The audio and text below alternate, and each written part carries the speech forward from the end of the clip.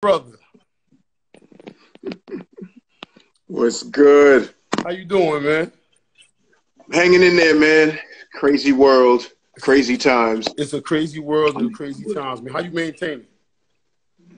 As best as possible, man. I don't want to sit here and lie to you and go, nah, I got this under control. Nah, man, I'm doing it day by day, That's all we can like do. everybody else is, yo. That's all we can do, man. I know you was here before. You chopped it up about some of the crazy times you was having. I'm glad you holding your head. My name is Sonny. I think you spoke to my partner last time. All right. So, you know, Yes, it's definitely an honor, man. I want to start this off by telling you a kind of funny story, man. Only my dad can attest to. Okay. Your song Roxanne was one of the first, probably the first song I knew the lyrics to, like word Nice. for word at that time. My dad used to always say he knew hip hop was gonna be crazy because he's like, yo, this 6-year-old is literally walking around here, 7 years old, going crazy over these songs, and I just felt like I was the man, you know what I mean? So it's an honor, brother. We appreciate you. I appreciate you. Thank you, man. Thank you. Yes, sir. So we are Flatbush. We are Flatbush, man. We here. We are, bro. We are. If We you're are. just tuning in, I want to let you know I'm here with my brother, Kangol Kid from UTFO, the Untouchable Force Organization. I got that right? Yes, sir. I got that right? Yes, you did. Yeah, well done. Good man. Indeed. Yeah, well done. Where you from in Flatbush, brother? East 49th Street and Linden Boulevard, right on the corner. And if you know East Flatbush, Utica Avenue divides the 50s from the 40s. Indeed. So the minute you cross Utica Avenue, first 40th Street is 49th Street. You know, it's right on the corner of Linden and 49th. And you grew up over there from little? Yeah, I got there at 11 years old. Okay. I moved. I was in East Flatbush. Prior to that, I was in East New York. I was right on the same block as Brookdale Hospital. Okay. All right. Yeah. So on Rockaway Parkway, I lived there. And then when I hit 11 years old, we moved to my family's house. I mean, they owned the house while we lived at Rockaway Parkway, but they rented it out. And then years later, they decided, you know, let's move into our... What years we talking? I don't know, bro. You're going to have me do math right now. I know math, but like a ballpark, to early 80s? Mid-80s? Early 80s. Absolutely. I'm going to, you know, yeah, early 80s, man. 80, 81. Okay. So was it the same type of Flatbush vibe or West Indian? What was the West Indian vibe like? Oh, absolutely that. No, that was always the case, man. Yeah. When I moved there, it was absolutely all the West Indians, you know, were there. Trinidadians, Guyanese, Jamaicans, you know, you name it, man. I can't think of all of them right now, but they were all there, you know. And my parents are originally from Haiti. Right. And so Haiti is the only black island in the West Indies that doesn't speak English. Right. You know what I mean? So I'm not referring to DR because that's Spanish, but in terms of the black West Indian, you know, countries out there, that was the only one that was, and because of that, I consider it the lowest on the totem pole because all of the other West Indians can communicate. They all had different dialects, different accents, but they can all communicate. Communicating with a Haitian dude, it's a whole other language. You know what I mean? So I considered us the lowest on the totem pole because of that barrier. Right. I wouldn't think. Wow, I never really thought about it like that with the language difference either. I never really looked at it. I always wondered why. I know back in those times, a lot of people would try to like low key be Haitian, and unless you had a name that kind of popped out. Yeah, well, there's a lot of reasons for that, man. What do you think that is, man? Other than the language thing. There's a lot of history that I learned later because I was born and raised in Brooklyn, New York. Right. You know what I mean? So in terms of the culture, the only thing I knew of the culture is what my parents presented to me. Mm-hmm. We spoke English in the house, but the minute they get pissed off at us, Creole comes out. Right. All day. You know what I mean? So I learned, you know, whatever history I could learn from there. We wasn't learning about Haitian history in school. You know what I mean? When did your parents come here? What year? They were here about 2 years before I got here. Okay. You know, Yeah. So I'll be 54 in August. So we're talking like 56 years ago. Wow, You wow, know what I mean? wow. And so again, you were saying like, why was that in terms of the barrier? In terms of the history, I learned way more than I did, than I knew back then. And the history is Haiti was the first to fight slavery. That's a You know what I fact. mean? And they Successful, got successful, successfully, you know what I successful. mean? They got together and abolished, they got rid of all of the slave masters and Yes, all of the whatever, yes. you know what I mean? And so in terms of that history, the world has been trying to make an example of Haiti. Like, we're not going to let you, keep that win, Yeah, you know right, what I right. mean? And so it's been decades upon decades, centuries or whatever of trying to make Haiti an example. Yeah, and that's You know what I that's from the mean? bigger powers to be, and like you said, That's the within our own ranks. right. And so the craziness is me being Haitian, which I didn't understand that there was a line drawn between me and another black dude. You know what I mean? Right. That was my first experience of black on black crime, because that's another black person hating on me because I'm from a different area. Right. You know what I mean? White people saw us all the same. They didn't care if you was Jamaican, Guyanese, That's we were still to all this black. day. Right. You know what I mean? But then the black person was looking at me like I was different. So that was my first experience of black on black crime. Wow. You know what I mean? So again, in terms of, why that existed, the rumors, the stereotype, Stigmas. Yes. I mean, in terms of religion, sure, they have their religion in terms of, there is the voodoo that exists all All over across the world. the West Indies. Yes. You know what I mean? All over the world. But in the West Indies, Eastern the West Indies, Africa, depending on right? what time. Exactly. It's a different Exactly. spirituality. But it was magnified like it was a Haitian thing. Right. That's a fact. All right. The other thing that was magnified was AIDS. Right. We all know. Propaganda. We all know. Yeah. Come on, bro. I mean, you can do your homework right now and understand where all these diseases came from and how they were set. The same way guns is put in the hood and drugs is put in the hood. Come on, man. But we at know that where time, it came though, from. we couldn't do that information. You know what I mean? Exactly. So at that time, it was being proposed as if Haitians brought that to the world. And so there was so many stereotypes that existed. So as you said earlier, you said down low Haitians. Well, the down low Haitians was because of that black on black crime. Yeah. You know what I mean? So me getting into hip hop, and we all know hip hop is the only form of music that's recognized as a sport. Right. Because rappers battle each other. Right. DJs battle each other. Right. Graffiti artists, breakdancers. Right. You know what I mean? It's a sport. And as a sport, you ain't supposed to let your opponent know your weakness. Right. If you ain't got a good jab or you whatever, you don't let them know what your weakness is. Exploited. And so in terms of hip hop, me coming out as the first Haitian in hip hop, come on, man. Even Roxanne Shante told me if I knew you were Haitian back then, those battles would have gone differently. And she's right. Yeah, she's right. It'd have been different type of air. It'd have been different type of ammo. It'd have been received differently by the audience. It would have just been. Come on, man. All of that, bro. I would have been recognized as that AIDS rapper or that voodoo rapper or that you know what I mean? Come on. You understand how the game is played. Yeah. And so there was no way I was sharing that and giving everyone the ammunition to successfully do me in. You know what I mean? Attempt though. You was nice though. So they would have still had to come with it though. Yeah, I would have came with it, but I would have gave them the ammunition to also come with it. I got you.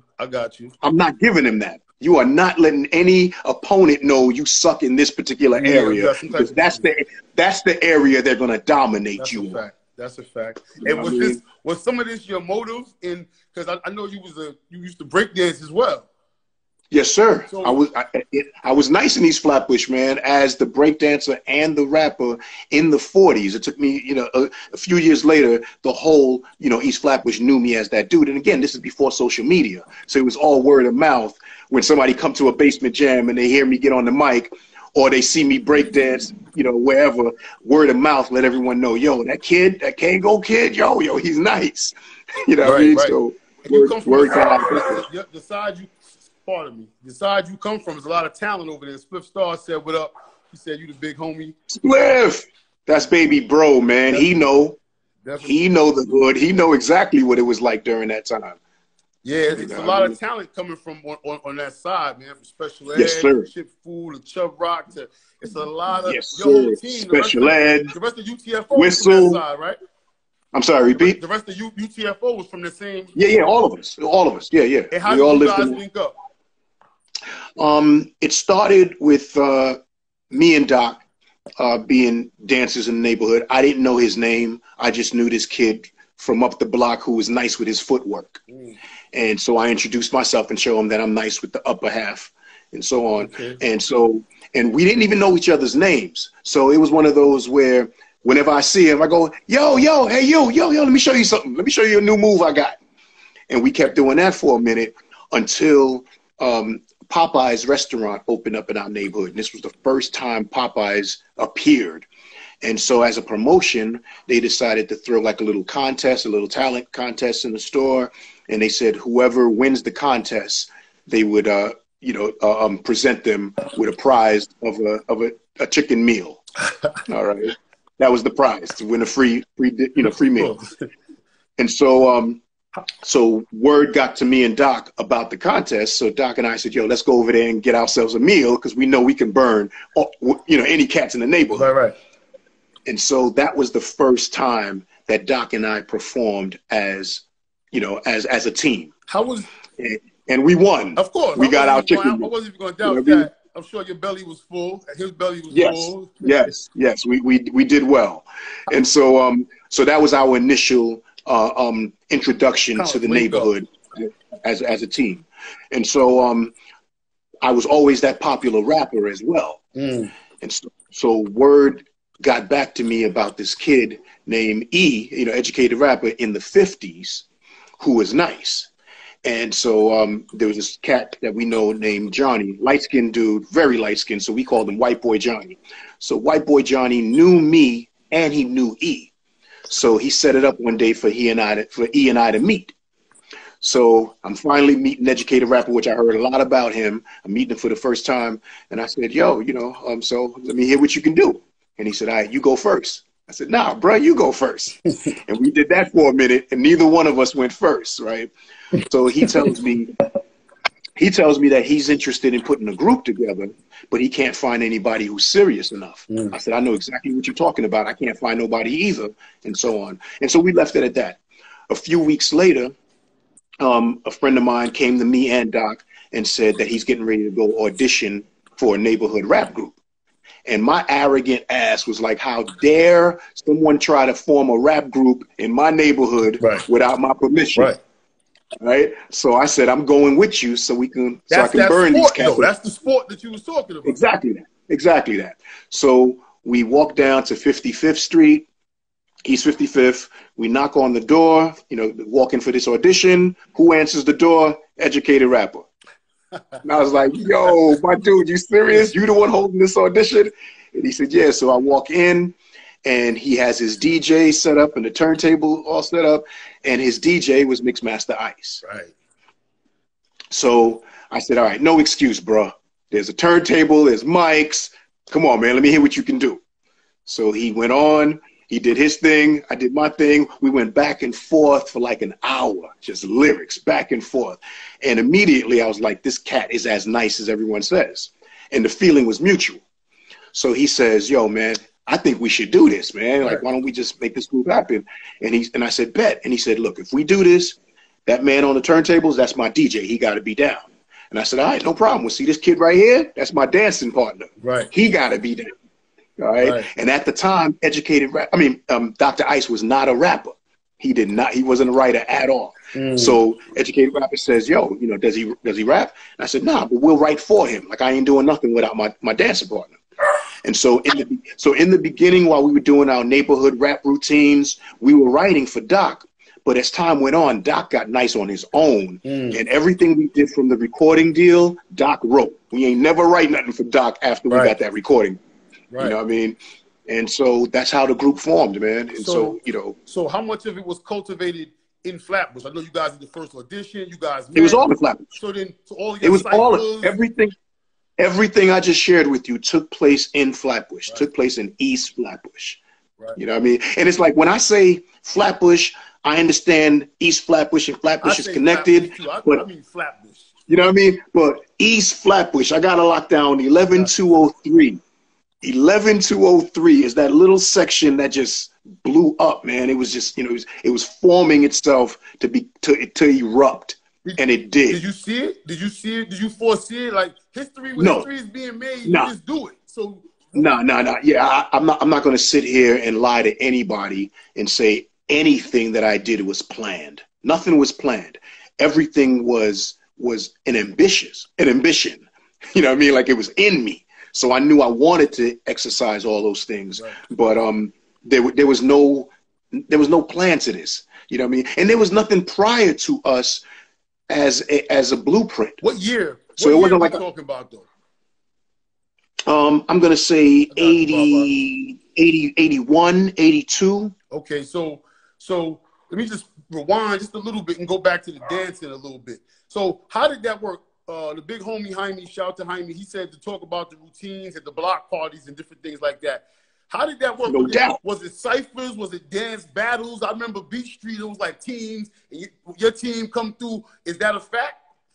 It was all of that. Yes, it was teams, it was individuals, it was secret weapons, because everybody had something about their clique that they made sure they didn't do that thing first. You don't say that rap first. You don't do that break move first. You know what I mean? So everyone had their secret weapon. My secret weapon was a dance move, which was like a levitational move.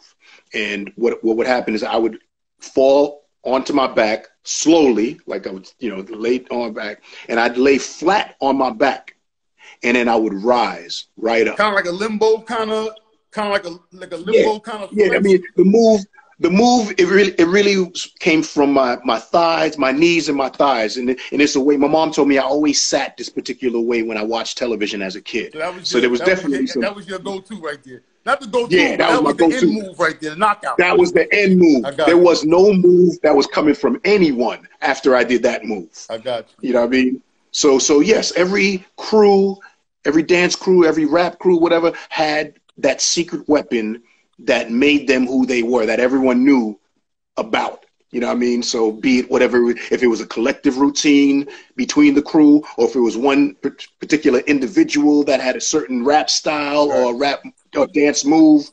But those battles, as you see on television, when they address what it was like back then, it really was that. Right. So now we're talking, you said 81, 82. We're going to step outside of Flatbush for a minute. We're going to just talk about hip-hop at that time. So you doing your thing, y'all battling, y'all hitting the Flatbush block parties, which I'm sure is the livest block parties in New York City. And yes, sir. How did hip-hop spread? How did you see it spread? There was no mixtapes. How did you know that this crew was nice over here and vice versa? Word of mouth was one. Cassettes was another. Cassettes was major for that, man, because what would happen is there was no major Brooklyn act taking this to that level at the time. The acts that were making it happen were from uptown, Manhattan and the Bronx. And so in the mecca for that was Harlem World, Disco Fever. You know what I mean? Those were the spots that was bringing that type of, energy. And so those tapes was coming out from those places. So those tapes had, Kumo D, Treacherous 3, the Cold Crush Brothers, Fearless 4, I can't think of Force MCs. You know what I mean? It's like all these cassettes was coming out of those places, and those became homework for us because we understood that those cats were setting those bars. Right.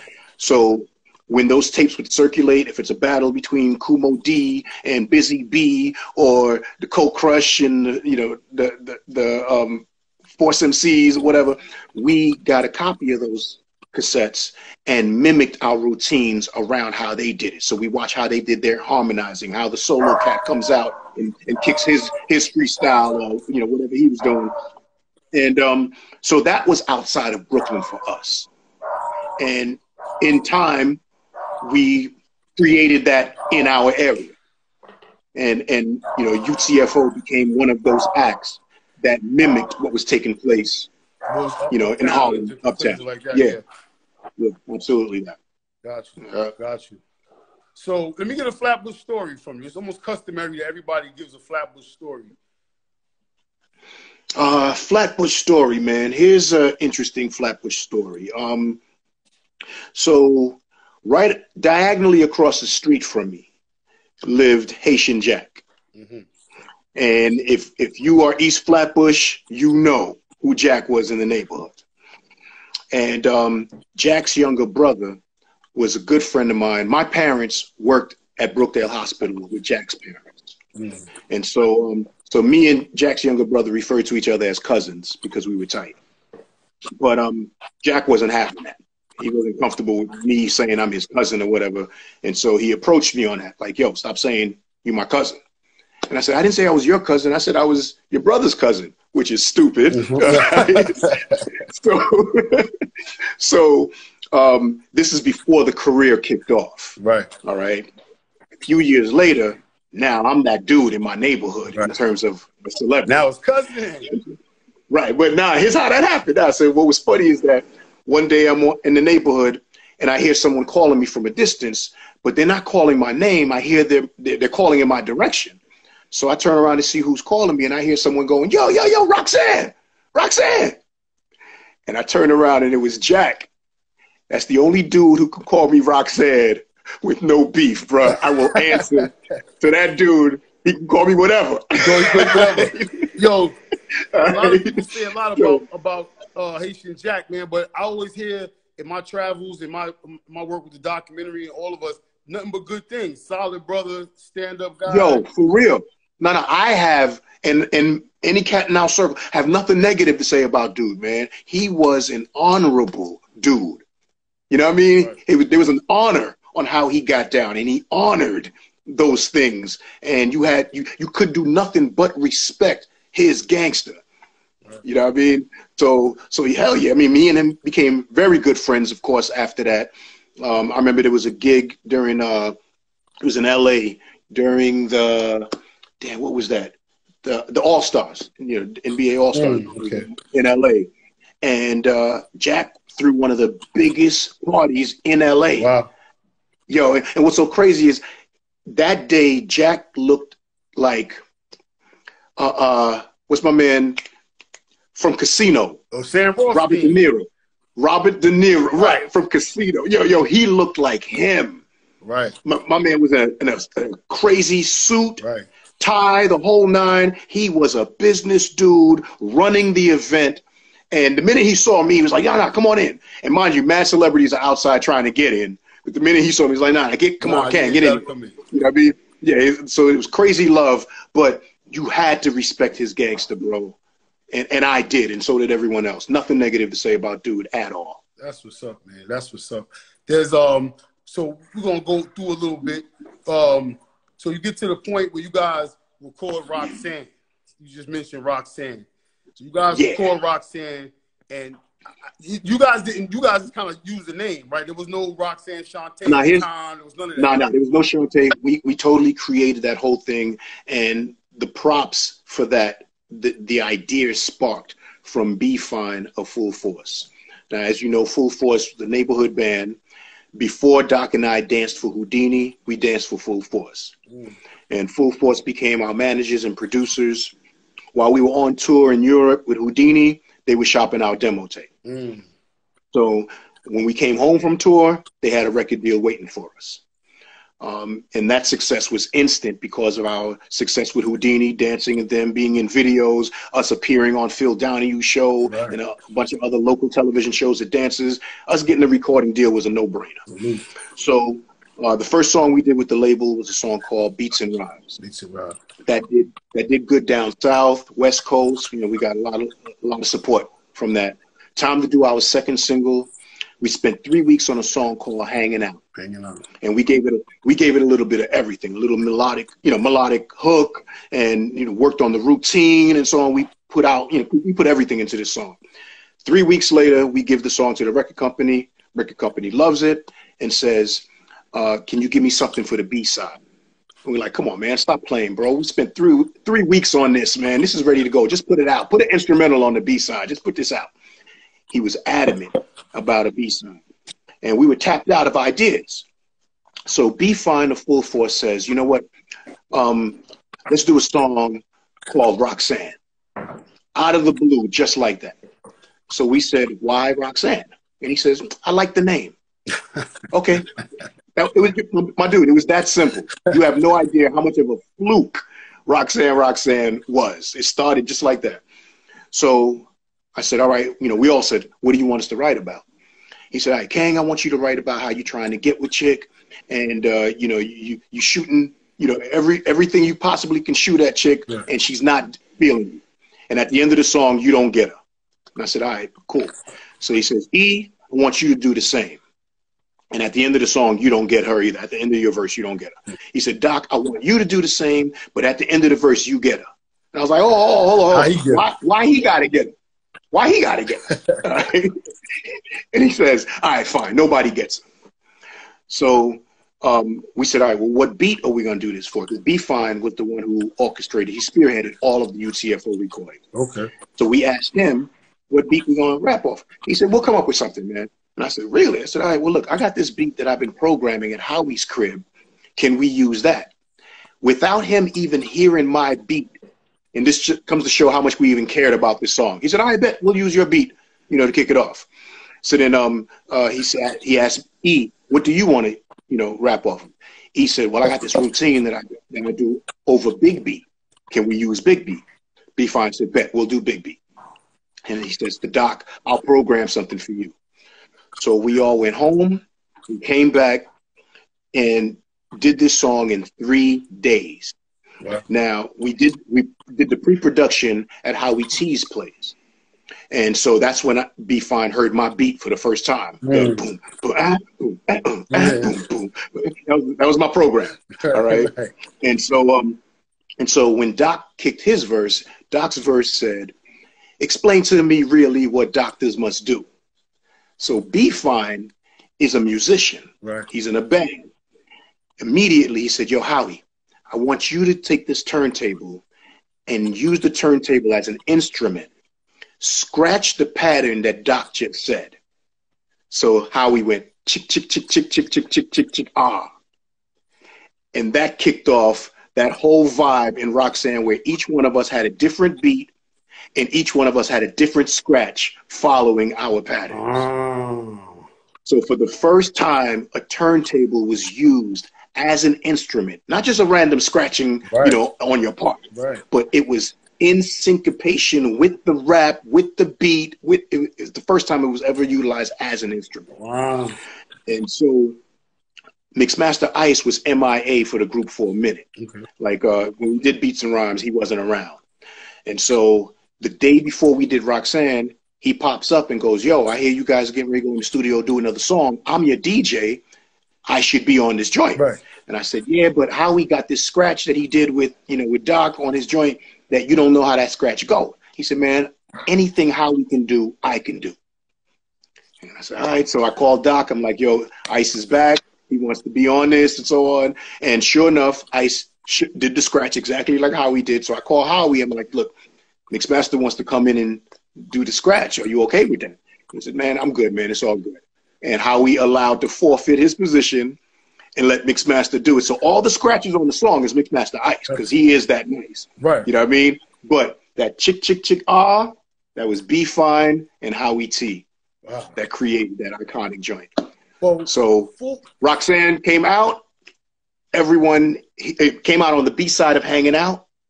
No one cared about Hanging Out, bro. Nobody cared about Hanging Out.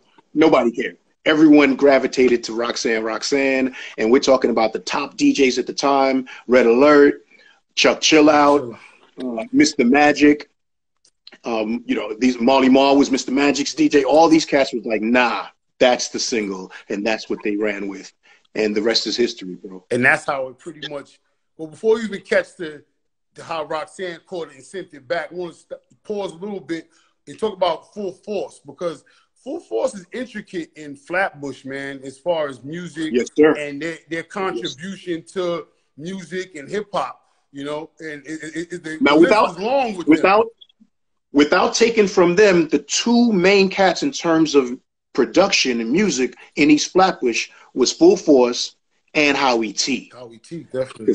Because Howie T went on and started his own branch. He and I kicked off Whistle, which was our first production. And then after Whistle, he did Chub Rock and, you know, Little Sean and Special Ed. Right. You know what I mean? Right. So both Howie, I don't want to take anything away from anyone. Both Howie and Full Force were both the mecca when it came to production in East Flatbush. East Flatbush. Yeah, we gotta get with them, man. If y'all out there, y'all listening, man, shout out Popeye, man, line something up. We definitely, man. Give me a Full Force story. I know you spent some time with Full Force. I know those your brothers. Give me a Full Force story. All right. The way I met Full Force was in Wingate High School, where yes, sir. And I was friends with a dude named Mike. Mike Hughes was like all the members of Full Force, bodybuilder. Yeah. All right. And so here I am as a freshman in high school, and I befriended this senior because we were both in shop class together. And what got us to be tight was the fact that both of us danced. So he was a fan of my skills, and I was a fan of his. So without him even knowing, he became my bodyguard because as a freshman, I was fresh meat. Right. Okay. Right. But Mike became my dude, and none of these cats was going to mess with Mike. So that was my bodyguard. So the fact that I had my bodyguard, I was a little bit more arrogant in how I moved. Right. And so there was this chick named Lorenza, and I wanted to try to talk to her, and she wouldn't give me the time of day. And so, my whole attitude as a young kid was like, forget you then, right. That whole thing. And her attitude was, if you continue bothering me, I'm going to get my boyfriend on you. And my mentality is, get your boyfriend. I got my dude, Mike. Ain't nobody messing with Mike. Right. You know what I mean?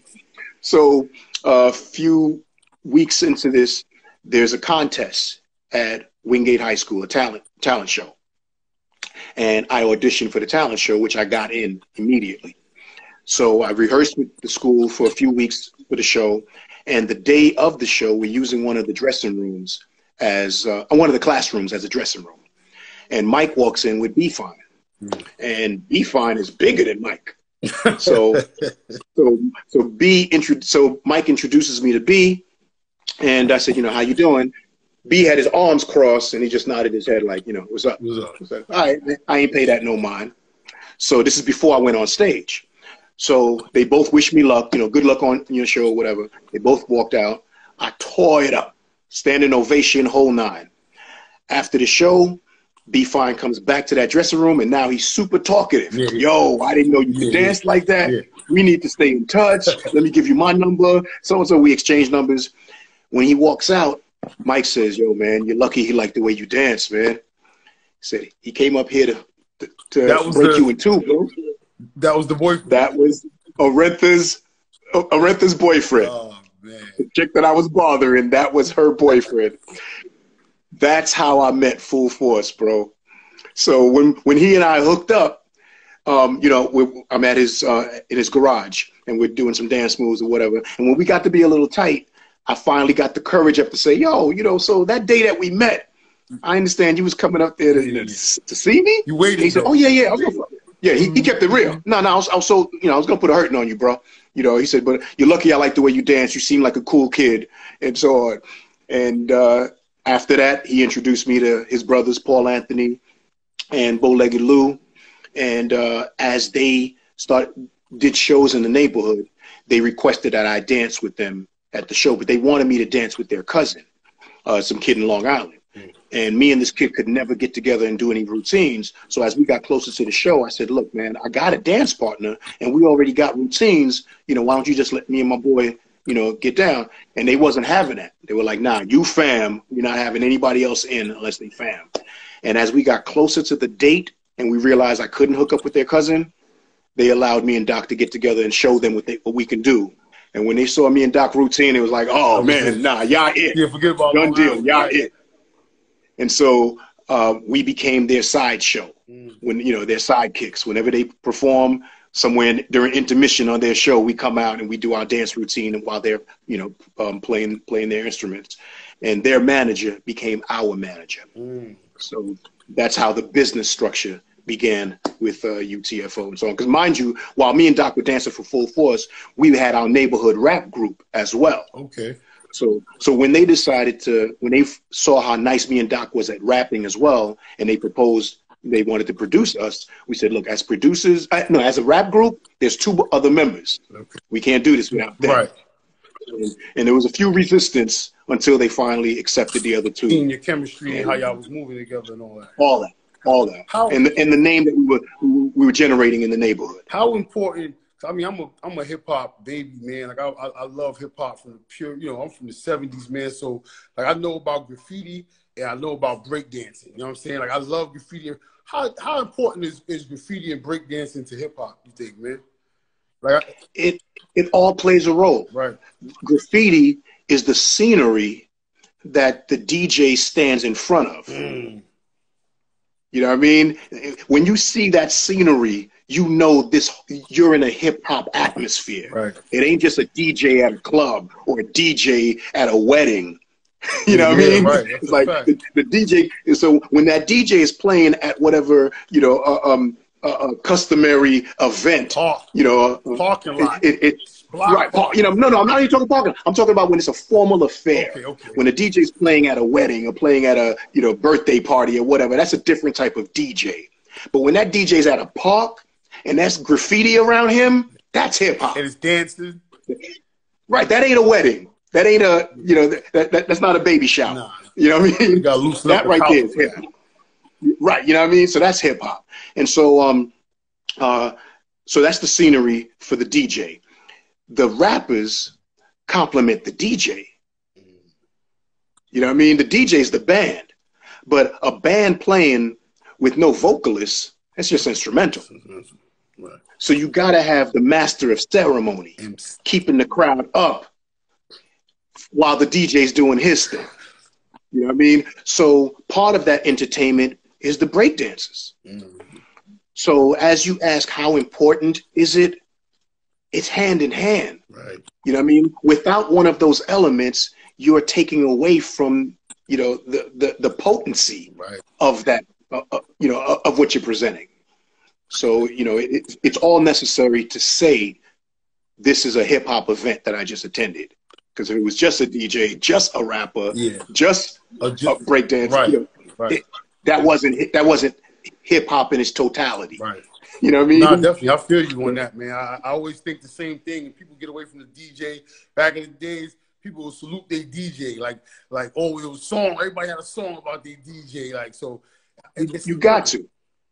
You got to, man. You cannot do that without your band. And that's who he is. He's your one-man band. One-man band. That's a fact. And you know how just regular artists are, singers. You know, they finish singing a few songs. Before they bounce, they got to say, and that's so-and-so on the keyboards. Right. That's blah, blah, blah on the drums. Right. You got to show love to your band, bro. You got to.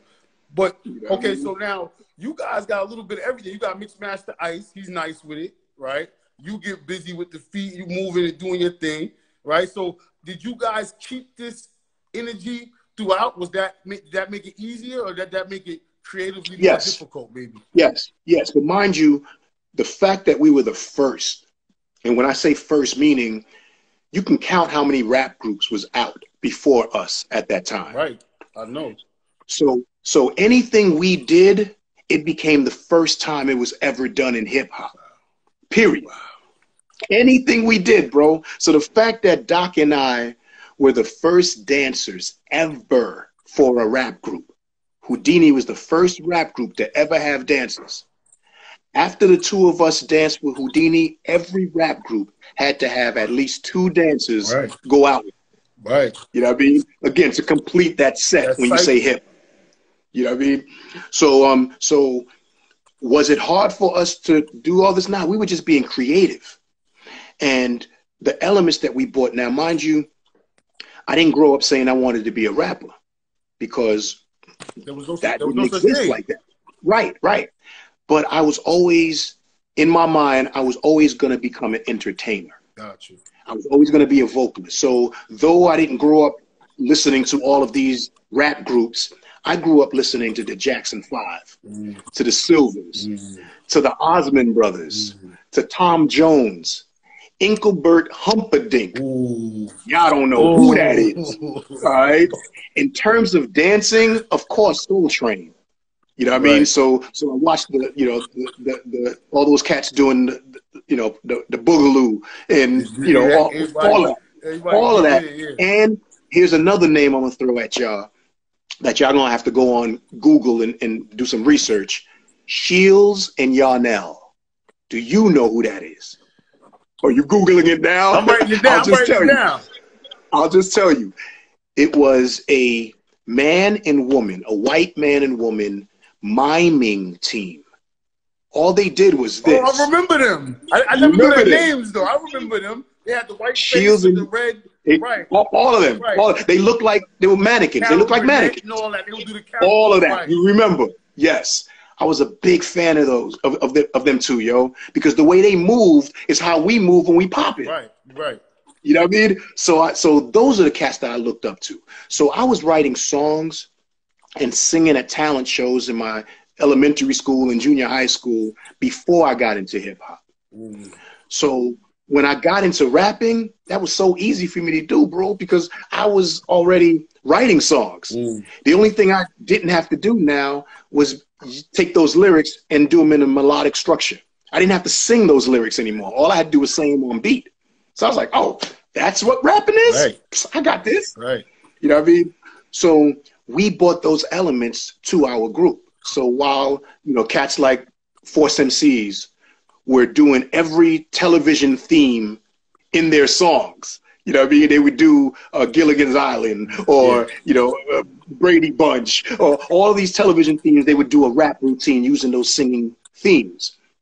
And so that was easy for me to do also. I was like, sing? What was the music? My lyrics? My rap? What was the music like in your house, though? Like, you grew up in a Haitian household, compa music and the drum game? Nah, that wasn't us. That was my parents. So, but did you grow up listening to that, though?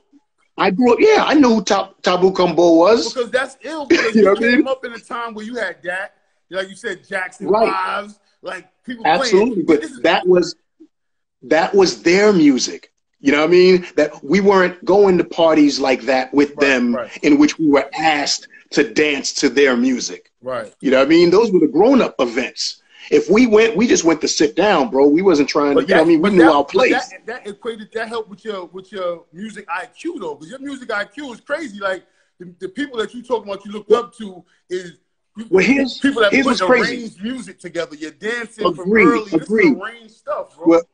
Well, let me share this with you. Back then, you had a choice between AM or FM radio. Right. So I was the dude listening to all those pop songs, bro. I know the Carpenters. You can't tell me anything about a Carpenter hit. You know what I mean? Right. And all these other groups that came out. I was heavily into my pop songwriting and singing. So I didn't really get into my R&B roots until your Jackson 5s. Like I missed the Motown era.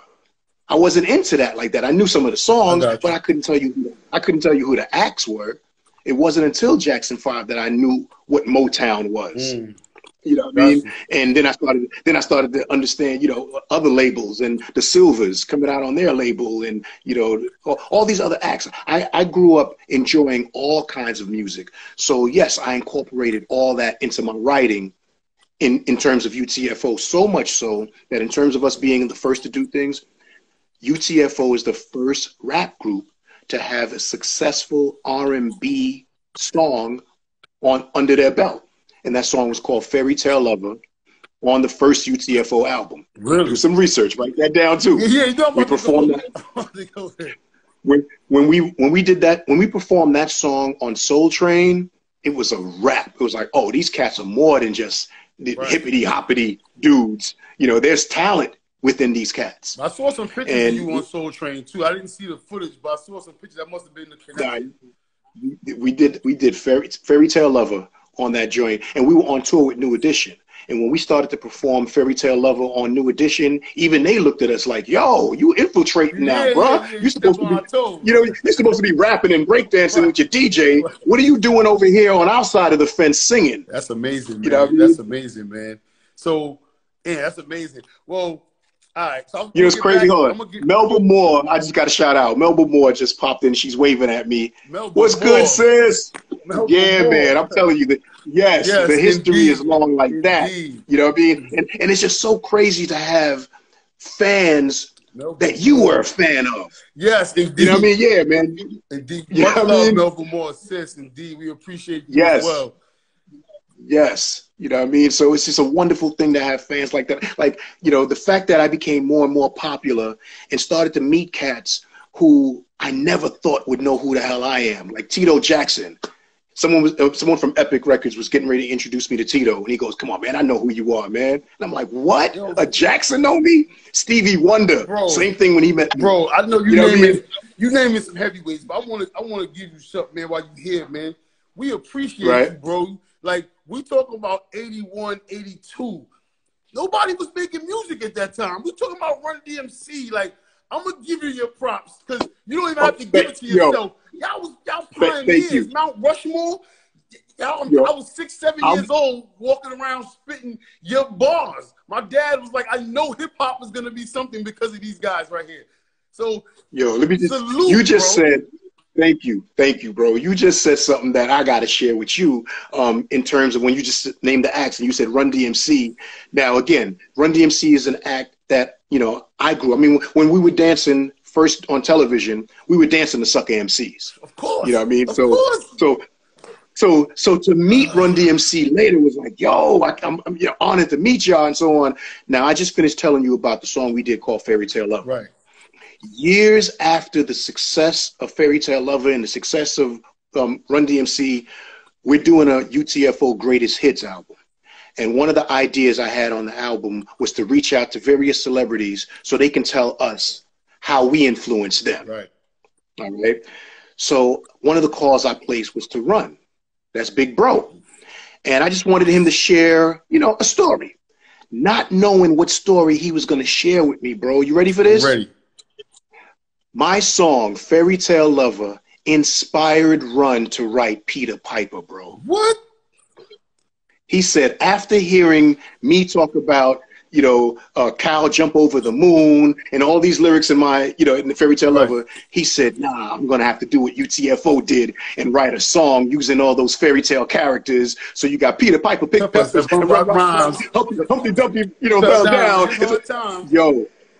Yo, the fact that he told me I inspired him to write this song that I loved. I love Peter Piper. And this is many years after it blew up and became a classic. I did not know I inspired Run to write that song, bro. So how crazy is that? That's crazy. That's crazy. That's crazy. That's real right there, man. So you writing, this is historic. You write your song Roxanne. Somewhere over across the Queens Bridge, across the East River. Young lady hears this, Marley, was it Marley Marl, right? Was it Marley? Yeah, Marley Marl. Yeah, Marley Marl. He kind of gets hyped. They all put a situation together. They want her to come back. How did they hear that this quick? Was it a mixtape? Did he have it? Well, no. Well, in terms of the song itself, I just told you, Mr. Magic and Marley Marl ran their radio station. So they already knew the song. I found out years later what really took place. What had happened was my manager had a deal with Mr. Magic. And it was like, one hand washes the other, where we were going to let, he was going to blow up the song, and whatever future gig he had set up, we were going to perform at it at a whatever decent price or whatever they worked out. Right. I didn't know anything about this. I found out years later after Mr. Magic passed away, Tyrone Williams, and I had a conversation, and he shared the story with me. And what he said to me was, when it came time for us to be that act, to perform at the Mr. Magic event, we were getting like 3-4 times the amount of money that my manager and them agreed on. You know what I mean? And so my manager couldn't comply to that figure. And Magic was pissed. It's like, yo, we had a deal. Right. And so he was so pissed that he shared his festivity with Marley Marl. Right. And they were like, yo, we got to do something to diss those cats for what they did to us. That's what happened with that. I heard, I read, I was researching, and it don't sound like y'all just said they didn't show up, and then so right, it was right. We didn't show up to whatever it was, and so on.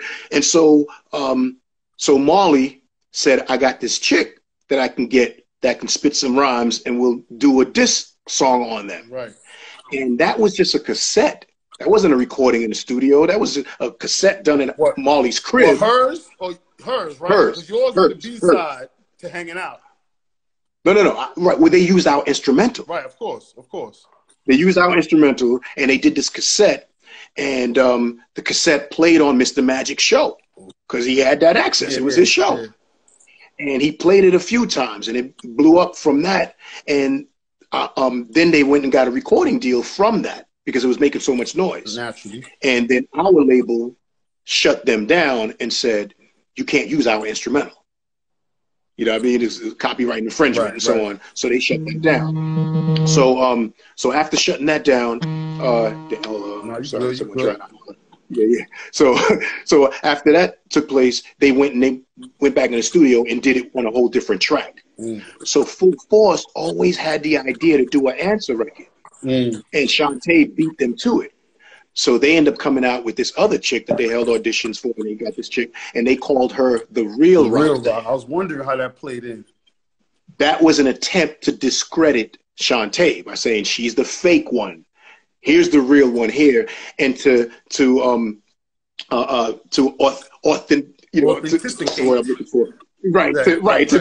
her the authentic. That's a rough one. I ain't gonna say. Right. So to do this, they had me appear on the song and start it off. Okay. So she says, "Yo, Kangol." And I said, "Yeah, what's up, girl? I'm the real Roxanne. Now rock your world. You all stuck up. Why do you say that?" So we did that whole thing. And so by me being on that song, the world sees this as, okay, she's the real chick. Right.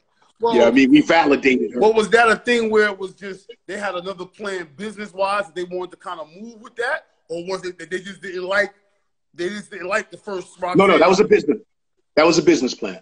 That was a business plan that they shut down. That by Shantae doing it first, it hurt their plan. Yeah. Right. You know what I mean? So they did everything to put it back on track by addressing her as the real Roxanne, and and using her to perform with us when we did shows. Okay. All in an attempt to validate our relationship. Well, I think something that's authenticate. I think you're killing me today. I'm done. Yeah, we're done. That ain't happening. Yeah, I'm surprised you can't get that, man. You said you're the king of Mr. Sophisticator. You can say Mr. Yeah, I am he, but not authenticate. Bruh, I'm gonna keep it real. They say the first thing to go is the mind. I look good. I ain't mad. But 54 in August, it is what it is. Love. 5 grandchildren. Yes. It is what it is. You know what I mean? So I ain't got nothing to prove. I don't care if I get tongue tied on the word. So what? That's a rough one, man. You spit a couple of bars, man. You get a pass on that one because I can't do that one either, bro. Let me ask you this too. I think this is kind of important. I hope it doesn't cut us off, but if it does, if you don't mind coming back. But I'll come back, man. Let's talk. This is Flatbush, man. Yeah, come on. What I was going to ask you was, I think this is important too because it was kind of like a rivalry. It's kind of like a beef, so to speak. But I know you and Roxanne, y'all are close. Y'all are really close. I heard you say you guys are close. Yeah. How did that develop over time with no internet, no social media? It took time. First of all, we were both kids. You know what I mean? You got to think about that first. We were both kids. She's younger than us. You know what I mean? Where I think I got her by like 4 years or something. You know what I mean? And so we were both caught in this reel that took place, this wheel or this reel, however you want to look at this, where the beef sold records. Smart. You know what I mean? But we took it personal. Now, mind you, we kept it in the ring. Right. So it didn't grow to become no Biggie Tupac beef. Thank God. You know what I mean? But yeah, thank God. But we kept it in the ring. But the beef was real. And because we were kids and we were manipulated by the big machines, Right. we played our role and continued the rivalry. You know what I mean? When we became adults, we got to be a little older, and there was a classic show being put together. And I was going through something personal at the time, and I couldn't make the first rehearsal. And Doc told me that he and Shantae spoke, and he was telling her some of the personal stuff that I was going through.